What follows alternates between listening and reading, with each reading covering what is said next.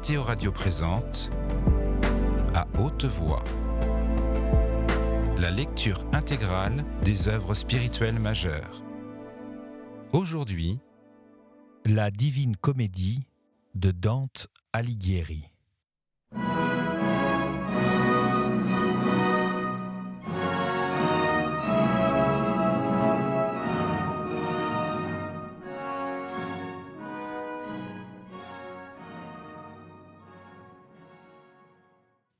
Chant 32e. Tant étaient mes yeux fixes et attentifs pour étancher une soif de 10 ans, qu'éteints étaient tous mes autres sens, et ne se souciaient d'aucun autre objet, les yeux absorbés dans la splendeur sainte qui les attirait avec l'antique raie, comme lorsque par force me firent tourner le visage vers ma gauche ces déesses, qui me dirent que je regardais trop fixement. Et cet éblouissement qu'éprouvent les yeux que le soleil vient de frapper me priva quelque temps de la vue. Mais après qu'elle se fut un peu raffermie, je dis un peu par rapport à l'abondante lumière dont je m'étais par force éloigné, je vis qu'à droite la glorieuse armée s'était retournée et s'en allait ayant en face les 7 flammes et le soleil.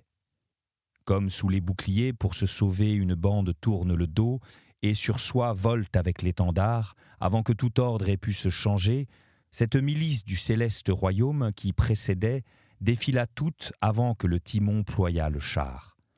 Puis, près des roues, se replacèrent les dames et le griffon mu par le char béni, de manière cependant que pas une peine ne s'agita. La belle dame qui m'avait tiré au passage, Estas et moi, nous suivions la route qui trace son orière dans un arc plus étroit. Ainsi, traversant la haute forêt, vide par la faute de celle qui crut le serpent, un chant angélique réglait le pas. Peut-être avions-nous parcouru 3 fois l'espace d'un trait de flèche, lorsque Béatrice descendit. Je les ouïs tous murmurer « Adam ». Puis ils entourèrent un arbre dépouillé de fleurs et de feuillage en tous ses rameaux. Sa chevelure, qui s'étend d'autant plus que plus elle s'élève, serait par sa hauteur admirée des Indiens dans leur forêt. Heureux es-tu, griffon, que point de cet arbre ton bec ne détache le fruit doux au goût, car ensuite tristement se tord le ventre. Ainsi, autour de l'arbre robuste crièrent tous les autres, et l'animal biforme, par là se conserve la semence de tout juste. Et se tournant vers le timon qu'il avait tiré, il amena le char au pied de l'arbre veuf, il l'y laissa lié avec un de ses rameaux. Comme nos plantes, lorsque dessus tombe la grande lumière mêlée à celle qui rayonne derrière la célèbre Lasca, se gonfle et chacune d'elles ensuite se revêt de nouvelles couleurs, avant que le soleil ait conduit ses coursiers sous un autre signe, ainsi s'ouvrant, l'arbre dont les branches étaient nues auparavant, se revêtit de nouveau d'une couleur moins semblable à celle des roses qu'à celle des violettes. Je n'entendis point, et ici-bas ne se chante l'hymne que cette troupe alors chanta, et je n'en soutins pas jusqu'au bout l'harmonie. Si je pouvais retracer comment, à l'ouïr de Syrinx, s'assoupirent les yeux impitoyables, les yeux auxquels le plus veillé coûta si cher, comme un peintre qui dessine d'après un modèle, je peindrais comment je m'endormis, mais le fasse qui bien saura représenter le sommeillé. Je passe donc au moment où je me réveillais, et je dis que pour moi déchira le voile du sommeil une vive splendeur et une voix qui m'appela « Lève-toi, que fais-tu » tel que conduit pour voir les fleurs du pommier qui de son fruit rend les anges avides et entretient dans le ciel un festin perpétuel, Pierre et Jean et Jacques assoupis se réveillèrent à la parole par laquelle furent rompus des sommeils plus profonds, et virent leur troupe diminuer de Moïse et d'Élie et de leur maître la robe changée, tel me réveillai-je et je vis, debout au-dessus de moi, cette dame pieuse qui auparavant le long du fleuve avait guidé mes pas, et plein de trouble je dis « Où est Béatrice ?» Et elle, voilà, sous le feuillage nouveau, assise sur sa racine. Vois la compagnie qui l'entoure. À la suite du griffon, les autres s'en vont en haut, chantant un hymne plus doux et d'un sens plus profond. Je ne sais si son parler fut plus étendu, parce que dans mes yeux déjà était celle qui m'empêchait d'être attentif à autre chose. Elle était seule, assise sur la vraie terre, comme une garde laissée près du char que j'avais vu lié par l'animal biforme. Un cercle autour d'elle formait les 7 nymphes, ayant en main ces lumières qui sont à l'abri de l'austère et de l'aquilon. Tu séjourneras ici un peu de temps dans la forêt, puis sans fin tu seras avec moi citoyen de cette Rome dont le Christ est romain. Cependant, pour le bien du monde qui vit mal, tiens maintenant les yeux fixés sur le char, et ce que tu verras, de retour là, écris-le. Ainsi parla Béatrice, et moi qui devant ses commandements étais prosterné, où elle voulait, j'attachais l'attention et les yeux. Jamais d'un mouvement si rapide, lorsqu'il pleut, d'une nuée épaisse ne descendit le feu du point le plus éloigné, que je vis descendre l'oiseau de Jupiter à travers l'arbre, brisant non seulement les fleurs et les feuilles, mais l'écorce même. Et de toute sa force il frappa le char, qui ploya comme un navire en fortune, battu par les flots, tantôt à bâbord, tantôt à tribord. Ensuite, je vis s'élancer vers l'intérieur du véhicule triomphal un renard qui paraissait à jeun de toute bonne pâture. Mais en lui reprochant ses laides fautes, Madame le fit fuir aussi vite que le permirent ses os décharnés. Puis, par où d'abord il était venu, je vis l'aigle descendre dans l'arche du char, et là, laisser joncher de ses plumes. Et telle qu'elle sort d'un cœur affligé, jouis une voix du ciel qui disait « Ô ma nacelle, combien mal elle se charge !» Puis il me sembla qu'entre les roues du char, la terre s'ouvrait, et j'en vis sortir un dragon qui, dans le char, enfonça sa queue, et comme la guêpe qui retire l'aiguillon ramenant à soi la queue maligne, la retira et s'en alla joyeux. Ce qui resta d'intact, comme de gazon se recouvre une terre vivace, peut-être à bonne et pure intention de la plume offerte se recouvrit, et en furent couverts l'une et l'autre roue et le timon, en moins de temps qu'un soupir ne tient la bouche ouverte. La machine sainte ainsi transformée, de ses parties sortirent des têtes, 3 sur le timon et 1 à chaque coin.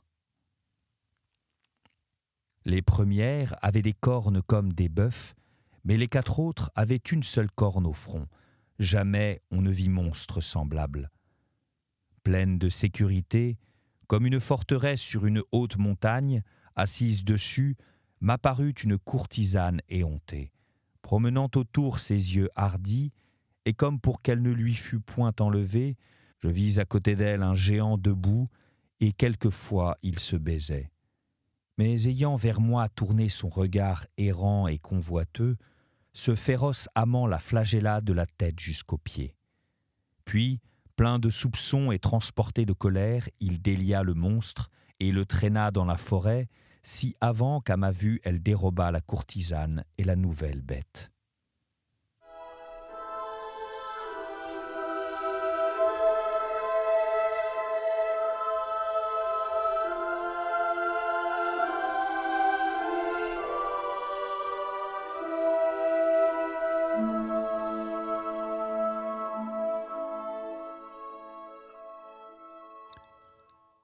Chant 33e. Deus venerut gentes, chantant à 2 chœurs, hors 3, hors 4, les dames en pleurant, commencèrent une douce psalmodie. Et avec de pieux soupirs, Béatrice les écoutait, si défaite que près de la croix, peu plus ne l'était Marie. Mais lorsque les autres vierges ayant cessé, elle put parler, se levant droite en pied, rouge comme le feu, elle répondit « Modicum, et non videbitis me, et iterum, mes sœurs bien-aimées, modicum, et vos videmitis », ce qui signifie « encore un peu de temps, et vous ne me verrez plus, mais de nouveau encore un peu de temps, et vous me verrez. » Puis elle les fit toutes 7 passer devant elle, et après seulement d'un signe, elle mut moi et la dame et le sage qui s'était arrêté. Ainsi allait-elle, Et je ne crois pas qu'elle eût achevé le 10e pas lorsque ses yeux frappèrent mes yeux, et d'un visage tranquille, « Viens plus près, me dit-elle, assez pour que, si je te parle, tu sois bien à portée de m'entendre. » Lorsque je fus à la distance où je devais être d'elle, elle me dit « Pourquoi désormais, venant avec moi, n'oses-tu me faire de demande ?» Comme à ceux dont la voix, lorsqu'ils parlent devant de plus grands qu'eux, vient par trop de respect mourir près des dents, il m'advint. Et d'un son à demi formé, je commençai. « Madonna, vous connaissez mon besoin et ce qui lui est bon. Et elle à moi. Je veux que désormais, dégagé de crainte et de honte, tu ne parles plus comme un homme qui rêve. Sache que le vaisseau que le serpent a brisé fut et n'est point, mais que celui à qui en est le crime croit bien que la vengeance de Dieu ne craint pas les soupes. Ne sera pas toujours sans héritier l'aigle qui laissa ses plumes dans le char, lequel par là devint monstre et proie ensuite. Car je vois certainement, et pour cela je l'annonce, des étoiles déjà proches dont rien ne peut arrêter ni retarder le cours, amener le temps où un 510 et 5 envoyé de Dieu tuera la perverse et ce géant qui avec elle a forniqué. Et peut-être que ma prédiction obscure comme le langage de Thémis et du Sphinx moins te persuade, parce qu'à leur manière elle offusque l'entendement. Mais bientôt, les faits seront les naïades qui dénoueront cette énigme embrouillée, sans perte de brebis ni de blé. Toi, note, et telles que je les ai dites, redis ces paroles aux vivants, pour qui vivre n'est que courir à la mort. Et lorsque tu les écriras, aie soin de ne pas sceller ce que tu as vu de l'arbre qui vient d'être ici dépouillé 2 fois.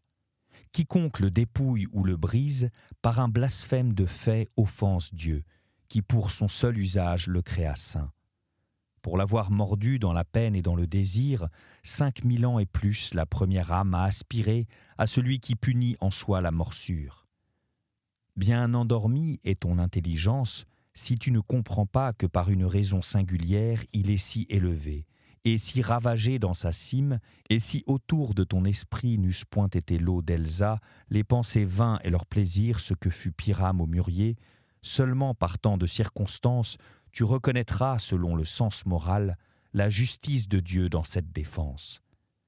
Mais parce que je vois que ton entendement est devenu pierre, et que dans le péché il s'éteint, de sorte que de mes paroles la lumière t'éblouit, je veux aussi que, sinon écrites, au moins peintes au-dedans de toi, tu les rapportes pour le même motif qu'on rapporte le bourdon ceint de palme.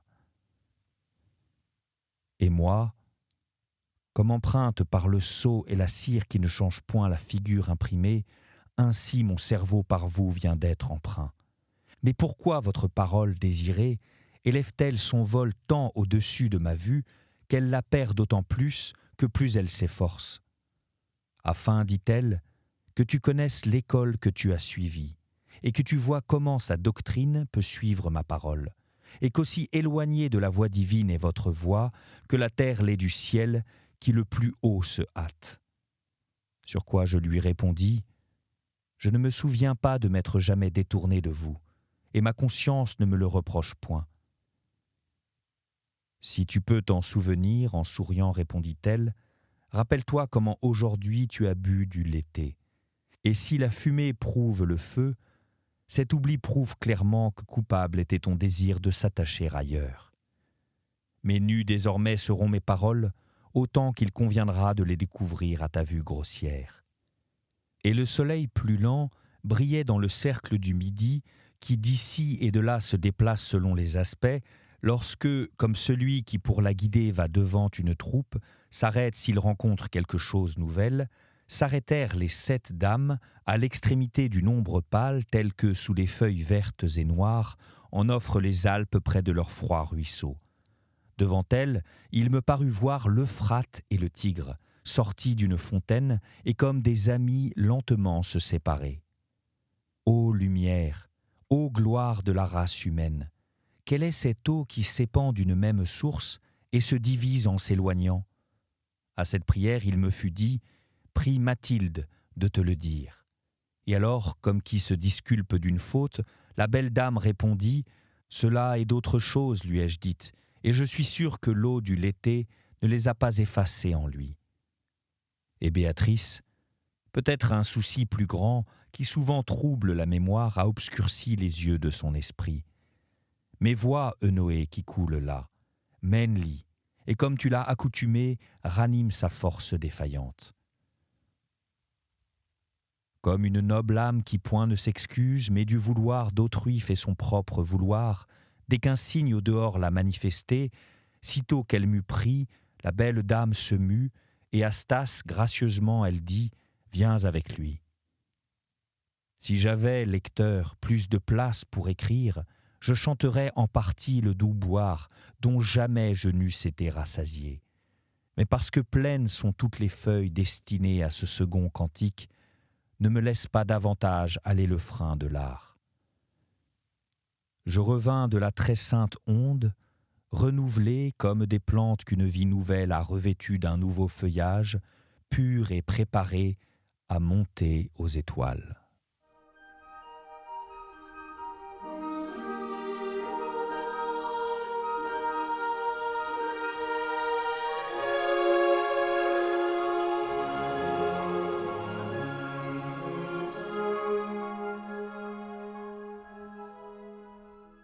La Divine Comédie de Dante.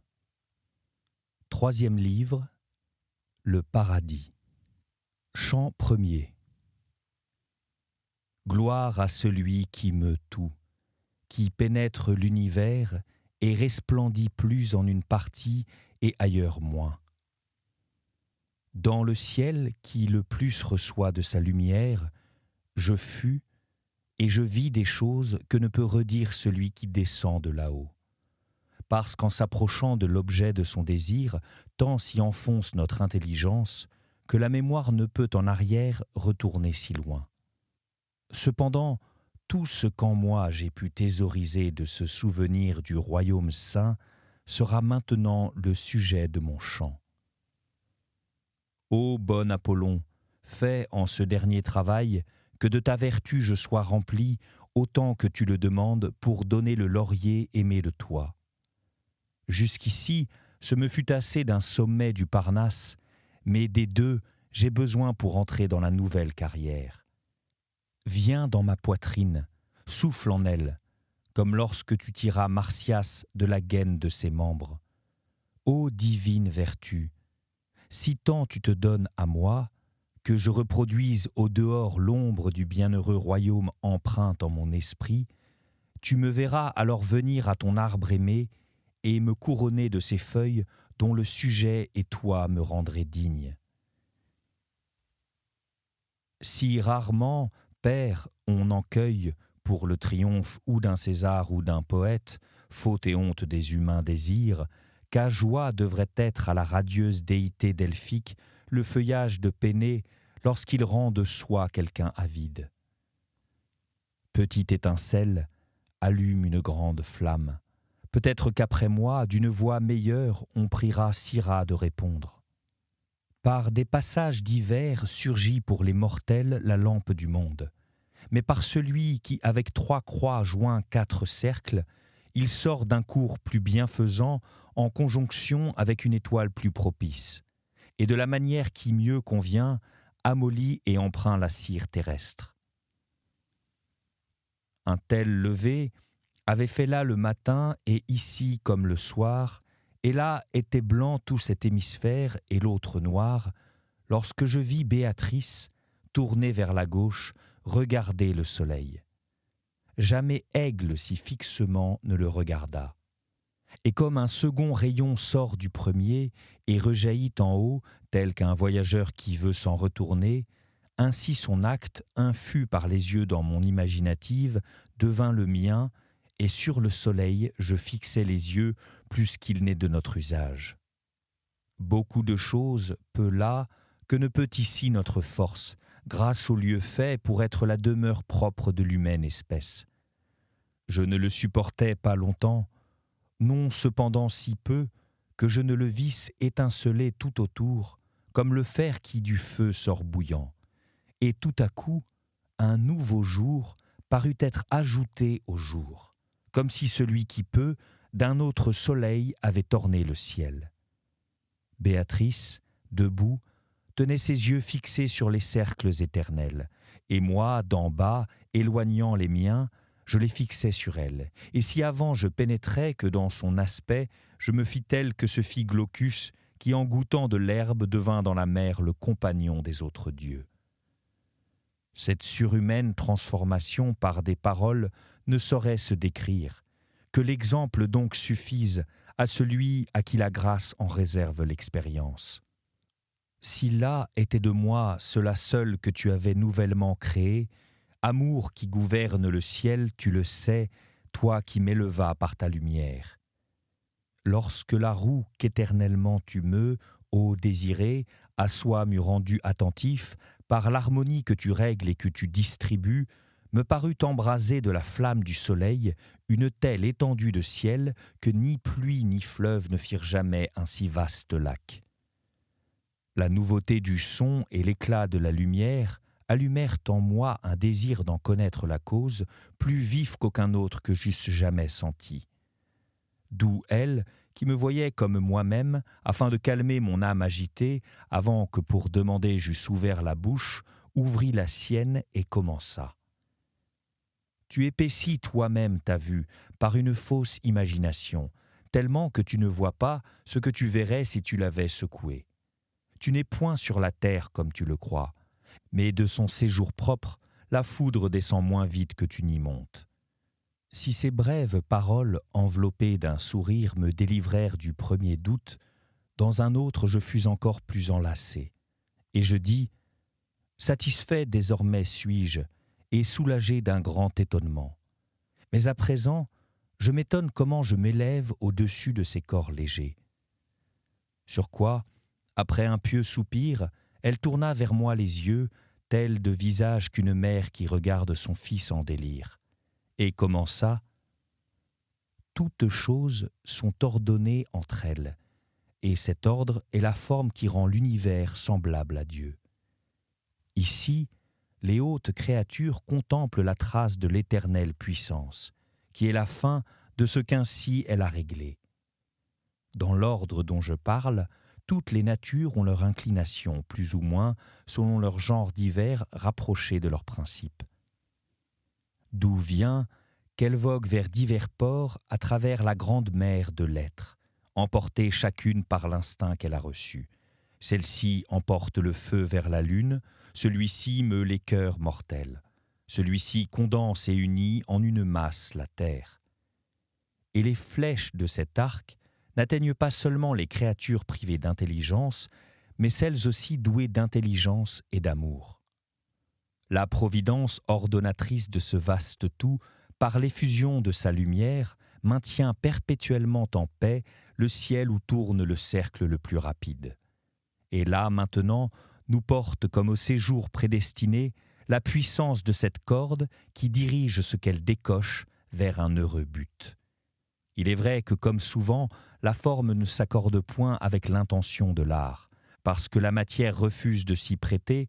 Ainsi, de cette direction s'écarte parfois la créature qui, poussée de la sorte, a le pouvoir de se ployer d'autre part, et comme on peut voir le feu tomber de la nue, tombe, si vers la terre l'impulsion première est détournée par un faux plaisir.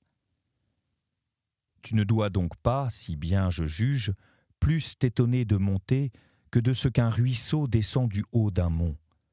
Même merveille serait-ce si dégagé de tout empêchement tu fusses en bas demeuré que si un feu libre restait en repos à terre. Puis vers le ciel, elle reporta ses regards. C'était À haute voix, une émission de KTO Radio. Aujourd'hui, La Divine Comédie de Dante Alighieri. Lecture, Fitzgerald Berton. Captation et réalisation, Gustave Schlicht et Thibaut Dagalier. Une émission disponible en podcast sur ktoradio.com et sur l'application KTO Radio.